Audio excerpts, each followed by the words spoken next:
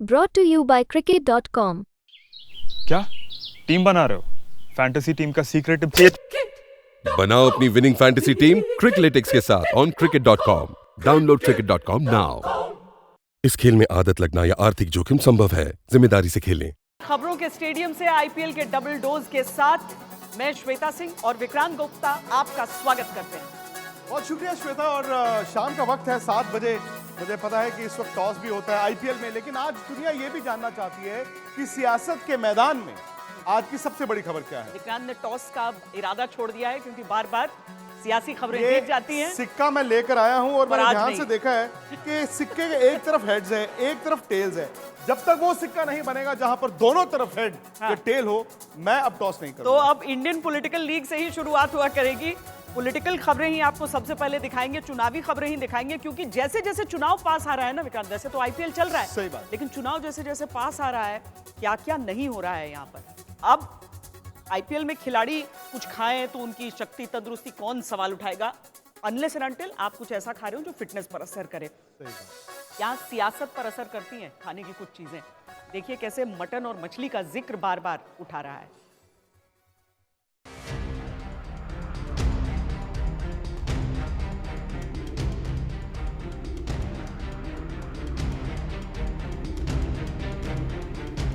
उस शॉट से निकली गेंद हवा में अटक गई है। बीजेपी अब तेजस्वी का कैच पकड़कर इंडिया गठबंधन को बैकफुट पर भेजने की कोशिश में लगी है, क्योंकि नवरात्रि में मछली वाले वीडियो के खिलाफ पहले तो बीजेपी ने जनता से अपील की, लोगों की भावनाओं के अपमान का आरोप लगाकर विपक्षी टीम को टेंशन दी।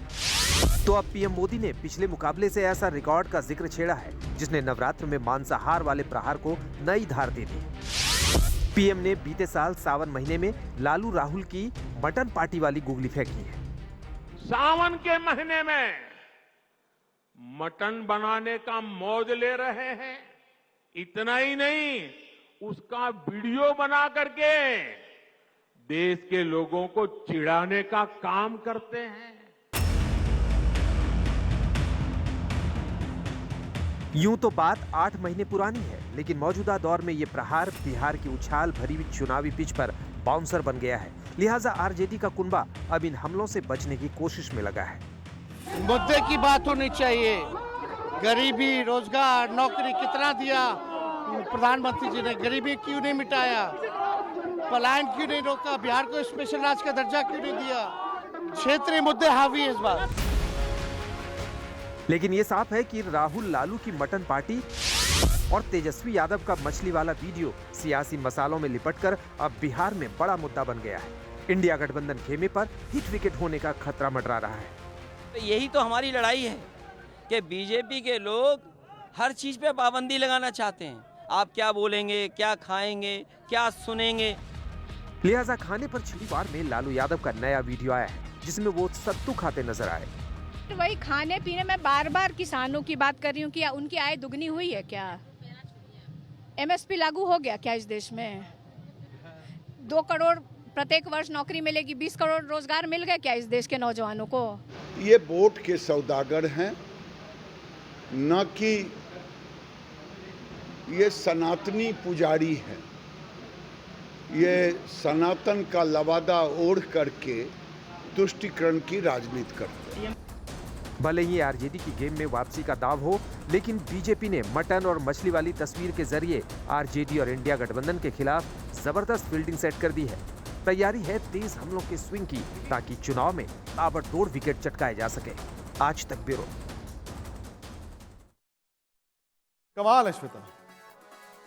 इलेक्शन से पहले देखिए क्या क्या हो रहा है उधर। आपको मालूम है कि आईपीएल में क्या क्या हो रहा है। आईपीएल में तो बहुत कुछ हो रहा है। मतलब एक बदला, मतलब राजनीति में भी बदला बड़ा होता है कि इसको हरा देना है। पिछली बार हार गए थे, वहां भी एक अब बदला पूरा हुआ है। कल रात को बहुत बड़ा मुकाबला था, आपको याद होगा। एक तरफ बैंगलोर था, एक तरफ मुंबई था, एक तरफ विराट कोहली थे, एक तरफ रोहित शर्मा थे, लेकिन बाजी कौन मार गया? जसप्रीत बुमराह। और ये विराट वर्सेस बुमराह एक पुरानी लड़ाई है, आपको याद होगा। आईपीएल में मतलब अभी तक वर्चस्व जो था वो विराट का था, लेकिन कहते हैं ना cometh the hour cometh the man, जिस दिन जरूरत थी बुमराह ने कल विराट कोहली को। बैंगलोर का क्या हुआ? क्या टीम बाहर हो गई है अभी से? मतलब श्वेता, मोस्ट लाइकली जो उनके हालात हैं, मतलब आप देखिए उन्होंने 6 मैच खेल लिए, 6 में से वो 5 हार चुके हैं।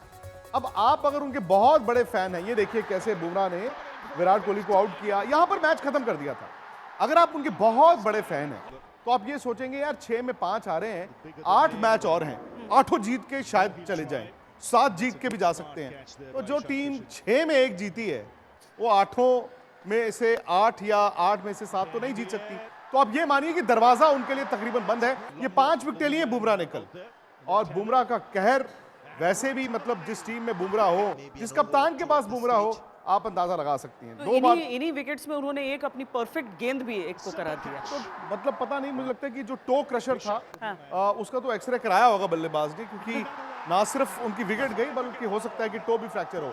तो बुमराह ने कल, जिस तरह से श्वेता ने कहा, भाई वो मैच खत्म कर दिया था विराट कोहली को आउट करके, लेकिन अब सवाल ये आ जाता है ना कि आपने वर्ल्ड T20 खेलने जाना है, और पिछला वर्ल्ड कप जो हुआ था ऑस्ट्रेलिया में T20, उसमें बुमराह थे नहीं, चोटिल थे। अब हर कोई चाहता है कि यहाँ पर तो पर्पल कैप उनके सर पर है, वो 10 विकेटें ले चुके हैं, इकोनॉमी भी ऐसी है कि मतलब सामने विकेटें भी गिर रही हैं और रन भी नहीं बन रहे, लेकिन हर कोई चाहेगा श्वेता कि ये वर्ल्ड कप के लिए ना इसी तरह की गेंदबाजी करें। वैसे मैच में एक और बहुत ही मजेदार वाकया भी हुआ था विक्रांत जी, वो ये था कि दिनेश कार्तिक जब बैटिंग करने के लिए आए, और आप जानती हैं कि रोहित शर्मा और दिनेश कार्तिक बड़े करीबी दोस्त भी हैं, तो दिनेश कार्तिक का ना ये बड़ा अब मशहूर हो गया कि वर्ल्ड कप ईयर जो होता है उसमें आईपीएल में आग लगा देते हैं। तो दिनेश कार्तिक अच्छी शॉटें मार रहे थे, तो रोहित शर्मा खड़े थे स्लिप में और वो टीज कर रहे थे, स्लेज कर रहे थे अपने दोस्त को, हाँ वर्ल्ड कप का साल आ गया है। तो दिनेश कार्तिक अब रन बनाने शुरू हो गए, लेकिन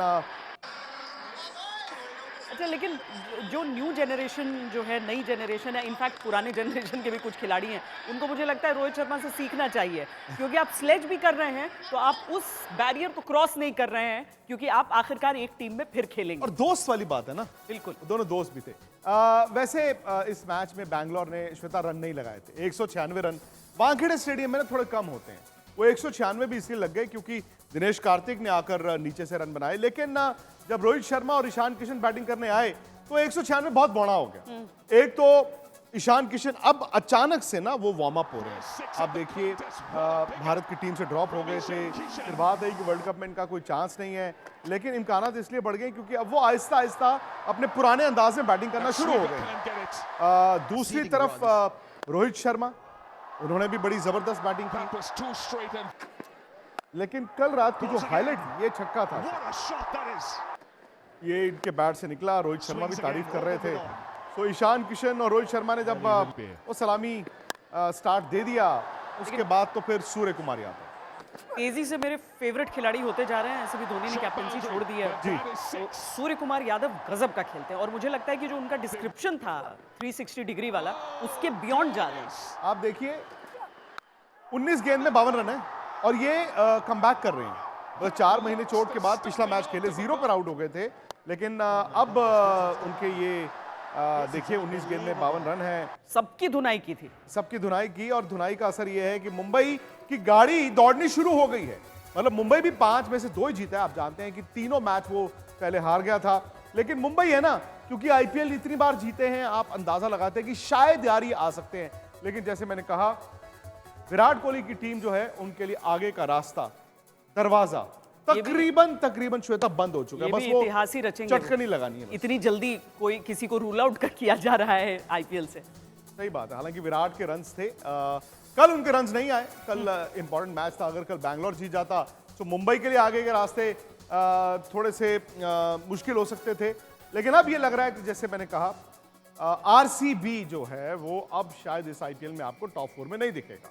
एक और बड़ा दिलचस्प वाकया हुआ, वो ये था कि हार्दिक को हर मैच में आप देख रही थी कि बू किया जा रहा था, कल भी ऐसा ही हुआ, लेकिन उसके बाद विराट आप देखेंगे अभी फील्डिंग कर रहे थे, बाउंड्री लाइन पर उन्होंने दर्शकों को कहा यार क्या कर रहे हो, ये हिंदुस्तान के भी खिलाड़ी, ये देखिए। नहीं, बहुत अच्छा किया विराट ने, क्योंकि बहुत दुर्भाग्यपूर्ण है, आपके देश का खिलाड़ी है और बिना किसी वजह से हार्दिक पांड्या के साथ शुरुआत से ये हो रहा है। मुझे लगता है कि विराट के ऐसा करने के बाद कुछ और भी सीनियर खिलाड़ी सामने आए, ऐसा कहें। सही बात है, और उसके बाद खैर वही लोग जो बू कर रहे थे वो तालियां बजाना शुरू हो गए। सो ये बड़े खिलाड़ी में या बड़े नेता में श्वेता ये ताकत तो रहती है कि वो पाइट पाइपर होता है ना, मतलब वो अपने आप को इन्फ्लुएंस कर सकता है। सही बात है, अपने ही खिलाड़ी के खिलाफ मैच में अगर हूटिंग होती रहे। बहरहाल राजनीति की कुछ और हम खबरें दिखा देते हैं।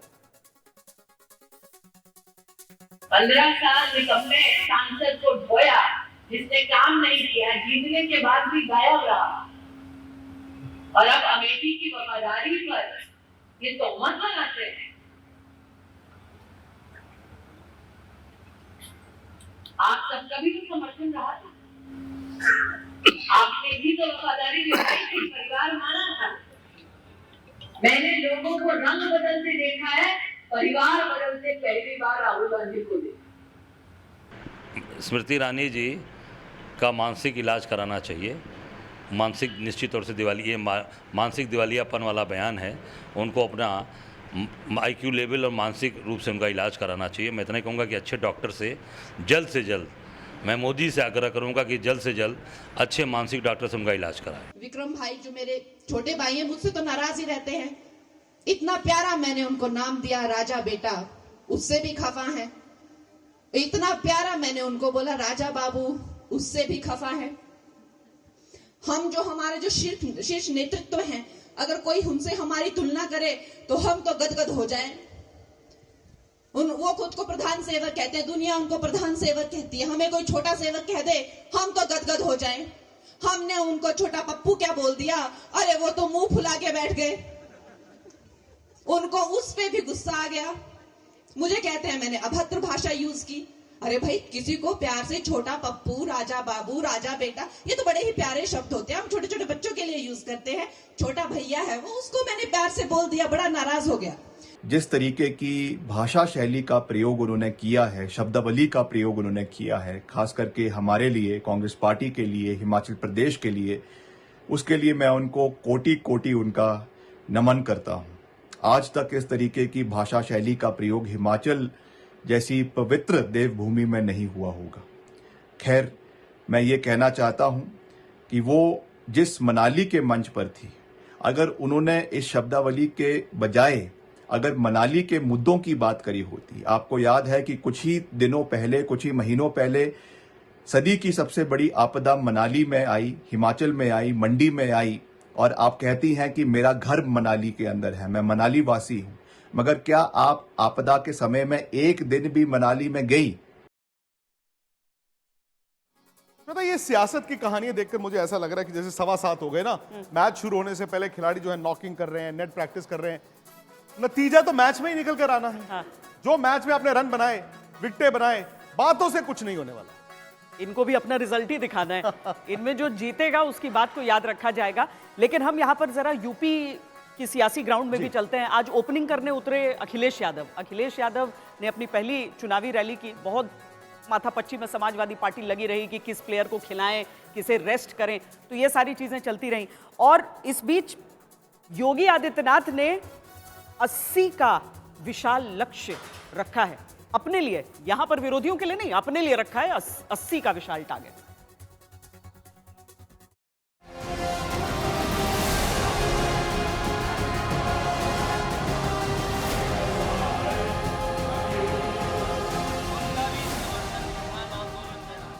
चुनावी पिच पर प्रचार युद्ध जारी है और पहली बार जब पीलीभीत के मैदान पर अखिलेश यादव बल्लेबाजी करने उतरे तो महंगाई, बेरोजगारी के मुद्दे पर बीजेपी सरकार पर करारा हिट किया। वरुण गांधी का जिक्र कर बीजेपी के हमलों की गेंद को बाउंड्री से बाहर भेजने का प्रयास किया। सोचो, ये वरुण गांधी तो थे किसानों के साथ, नौजवानों के साथ, उनकी टिकट काट दी। जो पीलीभीत में काम ही नहीं करेंगे, पूरे प्रदेश में सड़क में गड्ढे हैं, बंबई बनाने का सपना दिखा रहे हैं, उन्हें टिकट दे दी। पहले चरण के चुनावी मुकाबले की तारीख जैसे जैसे करीब आ रही है, मुद्दों को लगातार धार दी जा रही है ताकि लोकसभा के मैदान में उतरे एक दूसरे के विरोधी खिलाड़ियों को चित किया जा सके। 80 सीटों की सुपर लीग में शानदार प्रदर्शन किया जा सके। अगर इस बार तीसरी बार बनाना है, ना 73 चलेगी, ना 65 चलेगी। इस बार 80 की 80 सीटें नरेंद्र मोदी की झोली में जाएंगी। लेकिन यहाँ का किसान, यहाँ का गरीब, यहाँ का नौजवान बीजेपी के लोगों को सबक सिखाने जा रहा है। एक एक वोट देकर के समाजवादी पार्टी को जिताएगा। बीजेपी पहले ही मैच की जबरदस्त तैयारी में लगी है। विरोधियों पर बयानों के बाउंसर, स्विंग, हर हमले का इस्तेमाल कर रही है। पहले माफिया सिर चढ़ करके बोलते थे। कैसे माफिया सिर चढ़ करके बोलते थे? छोटी छोटी बात को ले दंगा होता था। आज देख रहे हो कि दंगा करने वाले भूल ही गए दंगा भी कभी होता था। उल्टा लटका दिया जाता है उनको। कोशिश यही है कि उत्तर प्रदेश के मैदान पर हाईएस्ट स्कोर बनाया जाए ताकि पीएम मोदी की जीत का हैट्रिक तय हो सके। हालांकि विपक्ष बीजेपी के विजय रथ को रोकने के लिए हर मुद्दे को जोर शोर से उठा रहा है। काशी विश्वनाथ मंदिर में पुजारी के वेश में पुलिसकर्मियों की तैयारी हुई तो अखिलेश ने इस फैसले पर नाराजगी जताते हुए अपील की। जंग जबरदस्त है। वोटों का रन रेट बढ़ाने की कोशिश में हर पार्टी लगी है ताकि जीत तय हो सके। आज तक ब्यूरो। सर, गृह मंत्री अमित शाह जो हैं वो हर पिच पर खेल लेना चाहते हैं चुनावों से पहले। क्या पता कहां के रन जुड़ते जाएं और कमाल का परफॉर्मेंस हो सके। तो मदुरई में वो हैं और वहां पर उन्होंने हमारे संवाददाता से खास बातचीत की है। And it's a massive election season that has started over here, and we have the Home Minister Amit Shah. Namaste sir. यहाँ पे लोग और सब. What do you feel about the crowd over here? बहुत अच्छा लग रहा है तमिलनाडु में बीजेपी का इतना जन समर्थन देखकर, और पूरे तमिलनाडु में मोदी जी को जन समर्थन प्राप्त है। इस बार हम तमिलनाडु में बहुत अच्छा परफॉर्म करेंगे। सर, दोबारा चीफ मिनिस्टर स्टालिन बोल रहा है कि आप आईटी, ईडी और सीबीआई को लेकर ही यहाँ पे पॉलिटिक्स कर रहे हैं। उसके बारे में आप क्या समझते हैं? यहाँ कहाँ आईटी सीबीआई है? इतनी सारी जनता खड़ी है, वो अन्नामलाई और मोदी जी को जन समर्थन देने के लिए आई है। और मैं आपको फिर से एक बार बताता हूँ, तमिलनाडु में हम इस बार अच्छा डेंट लगाएंगे।